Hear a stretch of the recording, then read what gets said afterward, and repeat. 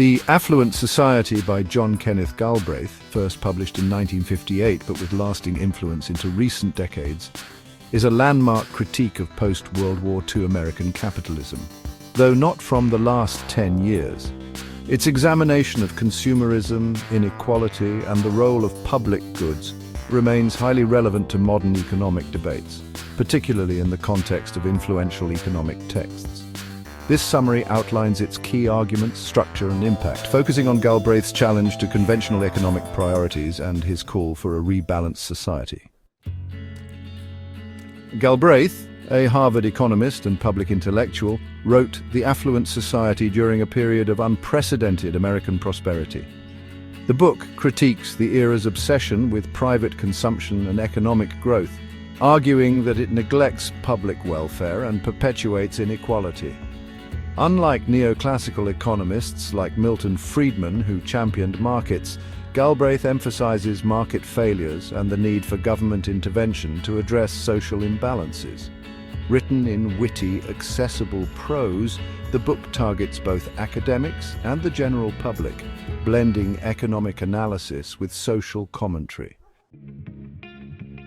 The book is structured around three core ideas: the persistence of outdated economic assumptions, the dangers of unchecked consumerism, and the neglect of public goods. Galbraith begins by challenging the conventional wisdom, a term he coined, referring to widely accepted but obsolete economic ideas.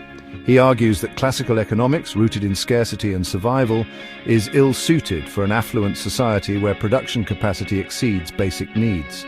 This mismatch leads to a misplaced focus on maximizing output rather than improving quality of life. A central concept is the dependence effect, where consumer demand is not natural but manufactured by advertising and corporate influence.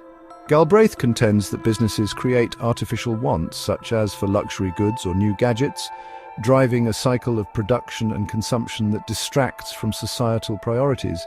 This critique resonates with modern discussions of overconsumption and environmental sustainability. He contrasts the opulence of private goods like cars and appliances with the squalor of public services such as schools, parks, and infrastructure, which are underfunded despite rising national wealth. Galbraith also addresses inequality. While America's post-war boom lifted many into the middle class, he notes that poverty persists, often ignored in the glow of aggregate growth. He estimates that a significant minority, roughly a quarter of the population in the 1950s, remains trapped in poverty, excluded from affluence. This new poor, including rural communities and marginalized groups, requires targeted policies, not just trickle-down growth. His analysis foreshadows later debates on income inequality, as seen in works like Thomas Piketty's. The book's policy prescriptions center on redirecting resources toward public goods and social welfare. Galbraith advocates for increased government spending on education, healthcare, and infrastructure to counterbalance private excess. He also proposes progressive taxation and social programs to reduce poverty and enhance equity. Unlike socialist calls for state control, Galbraith's vision is pragmatic, seeking to harness capitalism's productivity while correcting its excesses through democratic governance. Galbraith's style is both a strength and, well, a point of contention. His engaging, ironic tone, mocking economists' so-called priesthood or advertisers' manipulations, makes these complex ideas much more accessible.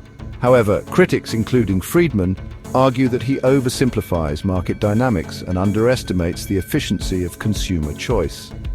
Others note that his optimism about government's ability to deliver public goods, tends to ignore bureaucratic inefficiencies. The book also reflects its time, focusing mainly on American conditions with less attention to global poverty or environmental limits, though later editions do address these gaps. The Affluent Society had a profound impact, shaping the intellectual climate of the 1960s.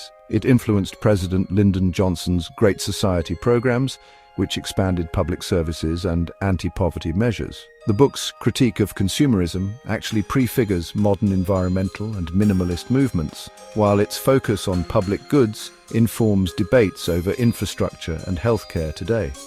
Despite criticism, its call to prioritize social balance over blind growth remains a powerful counterpoint to market fundamentalism. Galbraith's work endures as a provocative challenge to economic orthodoxy, urging societies to rethink prosperity's purpose. Its insights into consumerism, inequality, and public investment continue to resonate, making it a vital text for understanding the tensions of affluent economies. This has been John Kenneth Galbraith's The Affluent Society. Cheers for watching Speedbook Reviews. Please give the video a thumbs up and subscribe to our YouTube channel.